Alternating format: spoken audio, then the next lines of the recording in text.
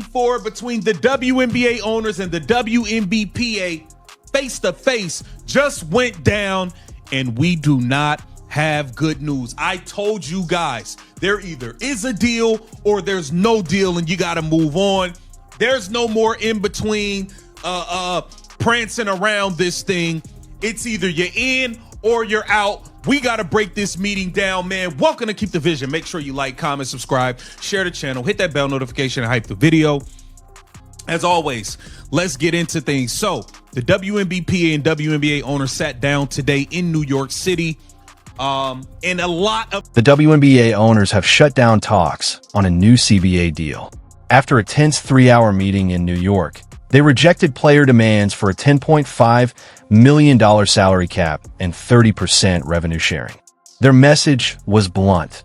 They will not accept a $700 million financial loss. Player representatives, led by NECA, left the meeting visibly upset and refused to speak to the media. This wasn't just a failed negotiation. It exposed cracks in the players' unity, sparked early strike discussions, and revealed deep divisions inside the league.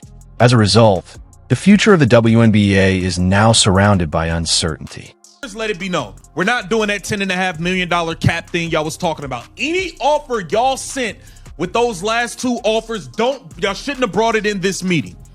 We're not doing a $10.5 million salary cap. We're not doing a 30% revenue sharing. You wasted your time getting on a plane if that's what you showed up for.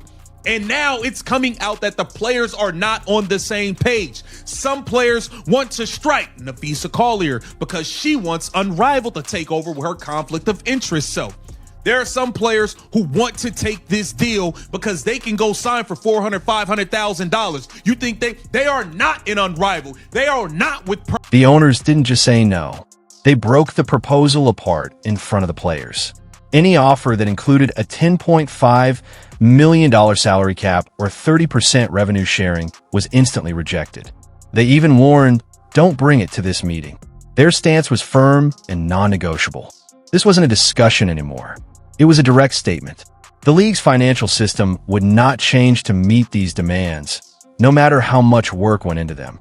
Players who came to New York hoping for compromise instead faced a solid wall of resistance.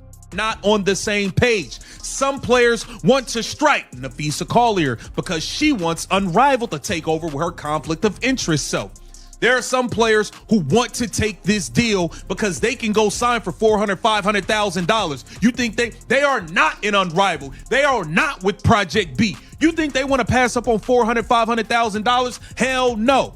Let's get to what took place in this meeting here. Here it says, via Alexa Philippou, the WNBA and WNBPA met in New York City for about 3 hours today. The player delegation included Nneka Ogwumike, Alicia. The owners backed their hard stance with a serious financial warning. They said they would not allow the league to fall into a $700 million deficit. That number was presented as a firm red line and was directly tied to the players' proposal. By doing this, they framed their rejection as financial protection, not a power move.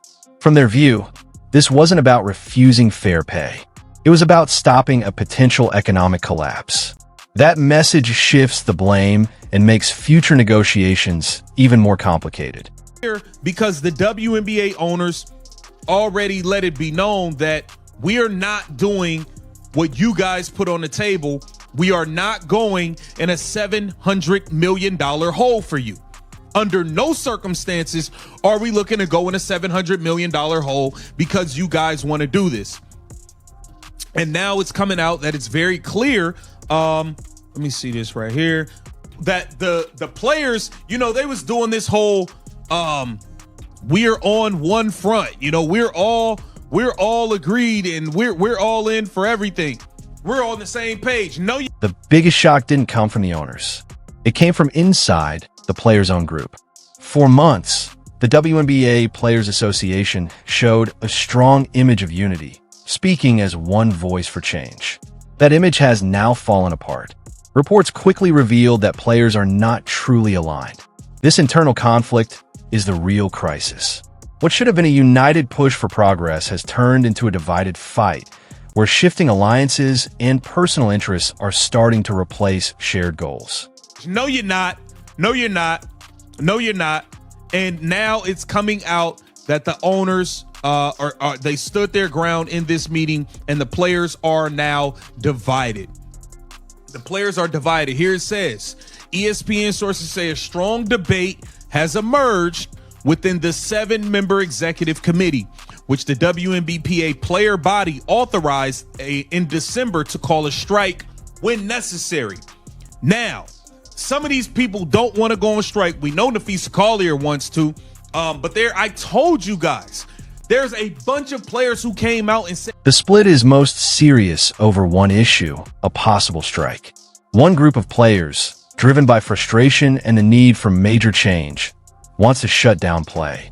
They believe it's the strongest tool to pressure the owners. But another strong group is pushing back. Many players are unsure or strongly against striking.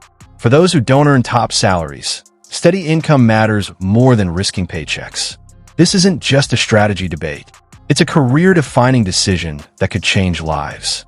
Players are divided. Here it says, ESPN sources say a strong debate has emerged within the 7-member executive committee, which the WNBPA player body authorized in December to call a strike when necessary.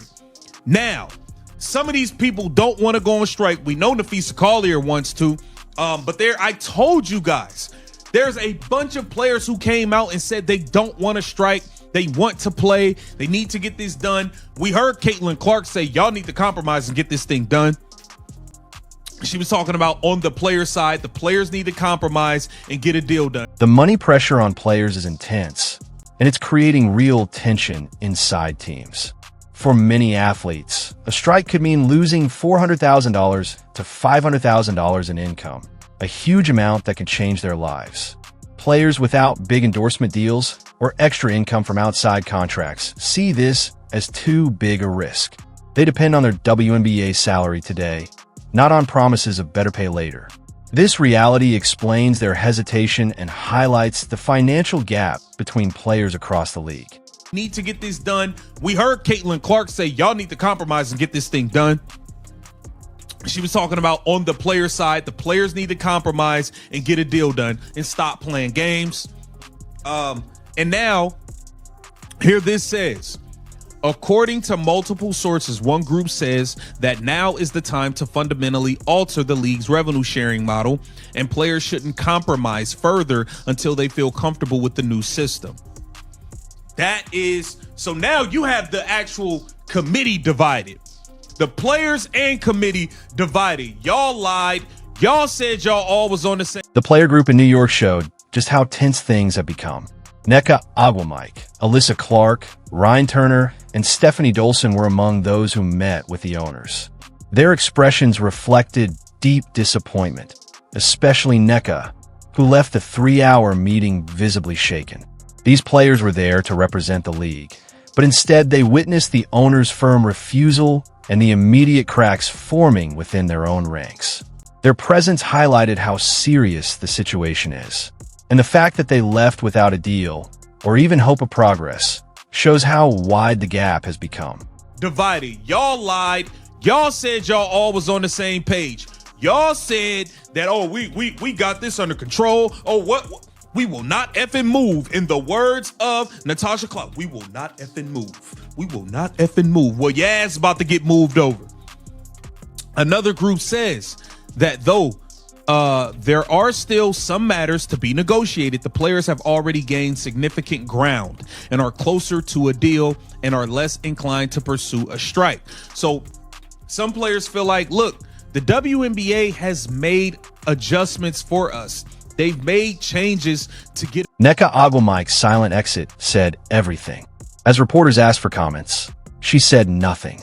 Her visible frustration and refusal to speak became a strong symbol of the meeting's failure and the growing frustration among players. When a top representative chooses silence, it signals a serious breakdown in communication and trust. It made it clear this was more than a simple disagreement. Adding to the tension, two major voices, Nafisa Collier and Kelsey Plum, were absent due to travel issues linked to East Coast weather. Even so, their absence sparked debate. Some believe it may have helped prevent further emotional clashes, given their strong and sometimes blunt public messaging in the past. This raised new questions about leadership and how certain personalities can complicate sensitive talks. Behind the scenes, the conflict runs even deeper. ESPN reports confirm heavy disagreement inside the 7-member executive committee. This same group was given the power in December to call a strike if needed. Now it is split. That has created a leadership crisis unlike anything seen before. At this point, it's no longer just players versus owners. It's players versus players. One powerful group inside the committee believes this is the moment to completely change the league's revenue sharing system. They argue players have already given up enough and should push harder, even if that means striking. For them, this fight is about setting a new standard for fairness, no matter the short-term cost. On the other side, another powerful group within the executive committee sees things very differently. They believe players have already made strong progress and are closer to a deal than ever before. This group is strongly against a strike. Instead, they support more compromise to finish the agreement and keep the season on track. Their focus is on protecting recent gains and avoiding actions that could hurt fan interest and league momentum. Money plays a major role in this internal battle. Players with outside income, such as Project B or unrivaled contracts, can better handle the financial impact of a strike. But most players don't have that safety net. For them, losing WNBA pay is a serious threat. This gap in financial security is driving the divide, creating tension between those who can afford to wait and those who can't. Caitlin Clark's recent comments now feel especially relevant. She publicly called for compromise and urged players to stop delaying and get a deal done. At the time, it sounded like a general message. Now, it looks more like a quiet warning to her own side. Her call for flexibility contrasts sharply with the hard positions forming today and highlights the problem she seemed to anticipate. The image of total player unity has now collapsed. The meeting with owners exposed deep disagreements that were previously hidden. It's clear that claims of full agreement across the player group were overstated. This division seriously weakens the players' negotiating power, giving owners an advantage and making a credible strike threat much harder to maintain. The players plan to bypass Commissioner Kathy Angelbert and meet directly with the owners, including Adam Silver, backfired badly. They hoped removing the middleman would earn them a sympathetic hearing, or even pressure owners into agreeing. Instead, they were met with a united, uncompromising front, shattering hopes for a quick resolution. The owners refused to budge on core financial demands, demonstrating a solidarity that caught many players off guard. The 3-hour meeting ended with no deal, no momentum, and a widening rift within the player ranks. What was meant to bridge differences only deepened divisions, leaving the prospect of a strike more complicated than ever. Questions also arose about the delegation itself. While committed, the players present lacked major public profiles, and the absence of bigger names may have weakened their negotiating power. In high-stakes talks, influence matters, and this may have been a missed opportunity. Now, the WNBA faces a precarious moment. A rejected deal, unyielding owners, and a fractured player body. The once united front is now a battleground of conflicting interests. The central question isn't just whether a strike will happen. It's whether the players can ever come together to secure a deal, or if internal divisions will permanently undermine their collective power.